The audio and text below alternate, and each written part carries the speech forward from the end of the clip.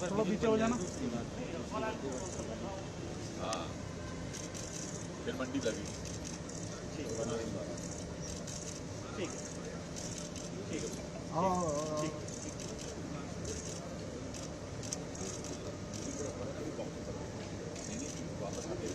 एक बारी और चलाएंगे सर, एक बारी और चलाएंगे।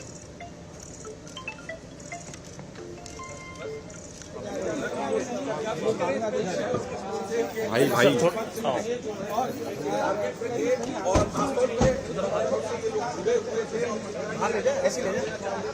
अंदर ले जाना, बेसमेंट में, बेसमेंट में।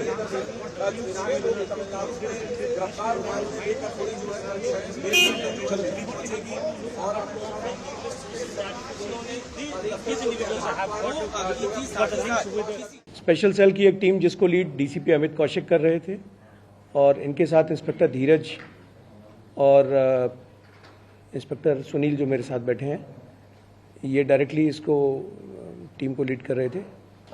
इन्होंने एक मॉड्यूल बस्ट किया है जो कि एक लश्कर का हैंडलर बांग्लादेश से बैठ के हैंडल कर रहा था और किसी बड़ी अनहोनी घटना को प्रिवेंट कर लिया गया है। बैकग्राउंड केस की ये है कि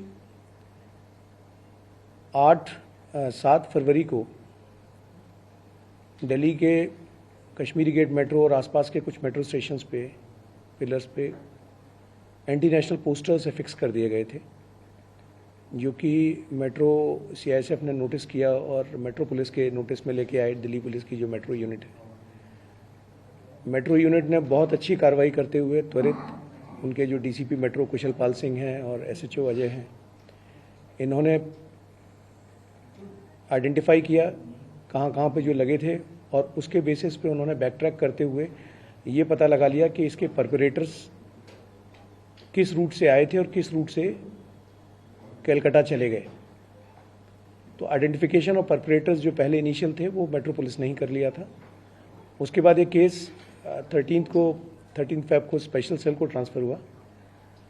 स्पेशल सेल की टीम ने कलकत्ता में जाके, एक बड़ी टीम गई कलकत्ता में और वहाँ की लोकल पुलिस की मदद से 2 लोगों को गिरफ्तार किया और ये 2 लोग, इनमें से एक उमर फारूक और इसके साथ एक बांग्लादेशी रॉबिल उल इस्लाम। उमर फारूक और रॉबिल उल इस्लाम। रॉबिल इस्लाम बांग्लादेशी है, कंफर्म्ड है। पहले भी ये 2007 में जब एक बार इंडिया आया था तो पकड़ा गया था और कई साल जेल में रहा। इन दोनों को गिरफ्तार किया है और इनसे कहानी का खुलासा हुआ कि दिल्ली में कई जगह जो एंटी इंडिया पोस्टर्स लगाए गए थे, टेररिस्ट को इगलाइज करते हुए जो पोस्टर्स लगाए थे, वो इन्हीं दोनों ने लगाए थे। बाद में पता चला कि इंट्रोगेशन से और इन्वेस्टिगेशन से पता चला कि इनको डायरेक्शन जो है वो बांग्लादेश में बैठा हुआ एक शब्बीर अहमद लोन दे रहा था। शब्बीर अहमद लोन।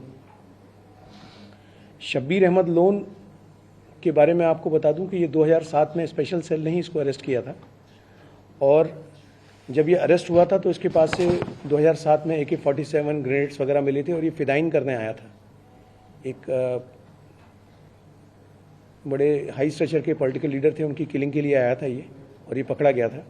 और ये पाक ट्रेंड था। ये पाकिस्तान के जो 2 टेररिस्ट कैंप जो चलते थे, जिसमें एक दौरा आम और दौरा खास 2 तरह की ट्रेनिंग होती थी, इनिशियल ट्रेनिंग और एडवांस ट्रेनिंग, जो टेररिस्टों को इम्पार्ट की जाती है। ये दोनों ट्रेनिंग करके आया था और बांग्लादेश के रास्ते ही पाकिस्तान गया था ये तभी भी।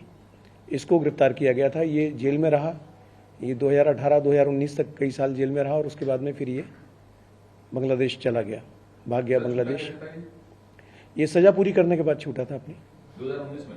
हाँ, 2018-19 में छूटा था और छूटने के बाद ये फिर वापस बांग्लादेश भाग गया। रहने वाला ये बडगाम कश्मीर का है, गंदरबल कश्मीर का। और ये वहाँ जाके इसने अपना एक सेटअप तैयार किया।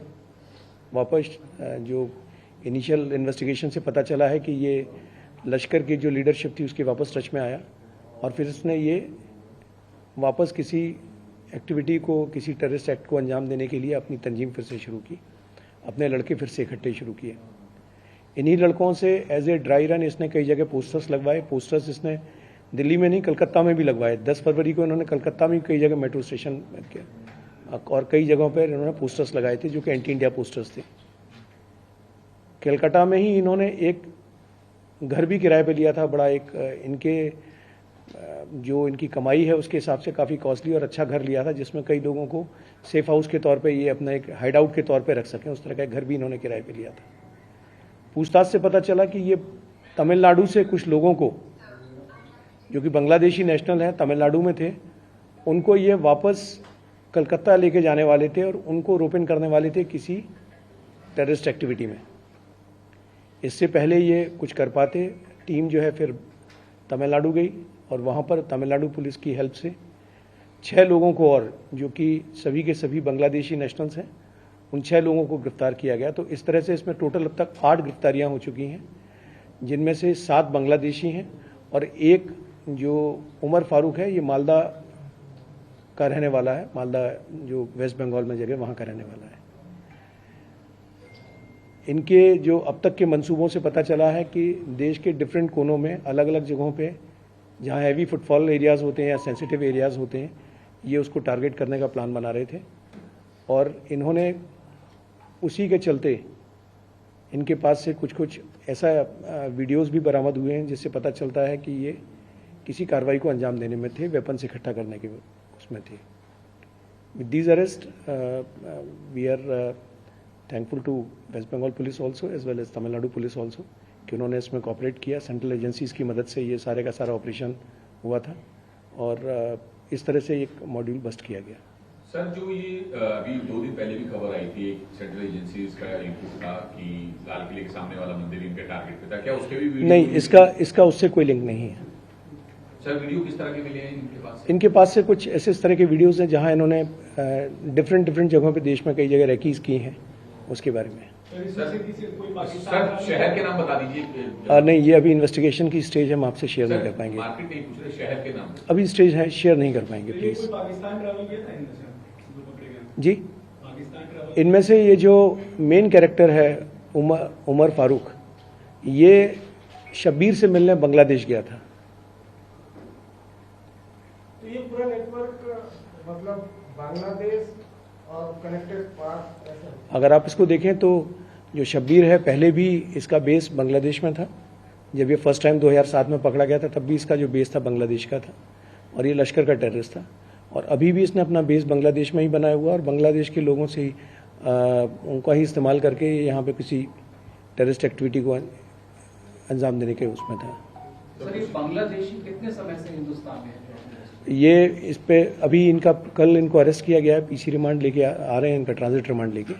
और इसमें बहुत सारे खुलासे कि एग्जैक्टली कब से थे, लेकिन ये पिछले कुछ सालों से यहाँ आए हुए थे। और यही बात इसमें थोड़ी सी इंट्रिगिंग है कि तमिलनाडु में बैठे हुए बांग्लादेशियों को वो वापस एक कलकत्ता के हाइड आउट में बुला रहा था सेफ रखने के लिए, जिससे पता चलता है कि इनके मंसूबे ठीक नहीं थे। सर, ये आपस में 8 लोग कैसे कनेक्ट हुए, पहली बात। दूसरा ये कि ये अपनी पहचान छुपाकर कैसे रह रहे थे, यानी इनका यहाँ पे प्रोफाइल क्या था? देखिए, ये 2 जो कलकत्ता से पकड़े गए हैं, ये दोनों के दोनों कलकत्ता में गारमेंट फैक्ट्री में छोटे मोटे काम करते थे, जो कि इनका फ्रंट था। और भी इनकी कुछ नेफेरियस एक्टिविटीज़ का पता चला है, जो कि मैटर ऑफ इन्वेस्टिगेशन है। और जो इनके एसोसिएट हैं, जो कि तमिलनाडु में जो लड़के मिले हैं, ये तमिलनाडु में गारमेंट फैक्ट्री में और उसी तरह के जो मिलते जुलते प्रोफेशंस हैं, उस तरह की फैक्ट्रीज़ में ये काम करते थे। ये पिछले काफ़ी टाइम से वहाँ रह रहे थे। और उमर फारूक जो पकड़ा गया है, इसका एक और फॉरेन कनेक्ट है, जिसके थ्रू ये कलकत्ता में तमिलनाडु में बैठे हुए लोगों के कांटेक्ट में आया था। वो क्या है सर? वो जो एक और कनेक्ट है, वो भी एक बांग्लादेशी है, सैदुल इस्लाम नाम है उसका। क्या नाम है सर? सैदुल इस्लाम। उसके थ्रू ये तमिलनाडु में बैठे हुए बांग्लादेशियों के टच में आए थे। ये सोशल मीडिया पर कैसे पोस्ट करते थे? शब्बीर अहमद। सोशल मीडिया पर सर कैसे पोस्ट करते थे, किस तरीके की पोस्ट? अभी सोशल मीडिया पे पोस्ट नहीं करते थे ये। तभी हमने कहा कि ये उस तरह का ग्रुप नहीं है जो सोशल मीडिया पे पोस्ट करता हो। ये इन्होंने पोस्टर्स लगाए थे जो कि इन्हें बांग्लादेश से शब्बीर ने भेजे थे। अब इसको इस तरह से देखें कि एक बांग्लादेशी लड़के या कलकत्ता का एक लड़का एंटी इंडिया पोस्टर्स, जहाँ पे ये बुरहान वानी को एनालाइज कर रहे हैं या इस तरह के कैरेक्टर्स को महिमा मंडित करते हुए उस तरह के फ़ोटो लगा रहे हैं, पोस्टर्स लगा रहे हैं, और एक उस कैरेक्टर के कहने पे जो बांग्लादेश में बैठा हुआ है वो इनकी इरादे दर्शाता है। सर ये जो पोस्टर इन्होंने लगाए थे दिल्ली या कलकत्ता में, इसमें बुरहान वानी का भी जी हाँ, इसमें बुरहान वानी का भी जिक्र और सर ये जो सैदुल इस्लाम दूसरा जो बांग्लादेशी इनका हैंडलर है, वो इस वक्त कहाँ है बांग्लादेश में? वो कहीं फॉरेन कंट्री में, किसी फॉरेन कंट्री में। बांग्लादेश में। भाई वो फंडिंग कैसे बन रही थी सर? ये लॉजिस्टिक शब्बीर कुछ पैसे इनके पास शब्बीर से आए थे, और बाकी फंडिंग अभी मैटर ऑफ इन्वेस्टिगेशन है। सर कुछ वेपन्स या और कुछ मटेरियल मिला है सर? जी, कुछ वेपन्स या और कुछ सिमिलर मटेरियल? ये they were in the process of acquiring weapons, और उस तरह का कुछ इनके जो फ़ोन्स हैं उस तरह के हमें चैट्स और उस तरह के फोटोग्राफ्स मिले इनके पास से। भाई थोड़ा पीछे हो जाना। फिर मंडी लगी। ठीक है।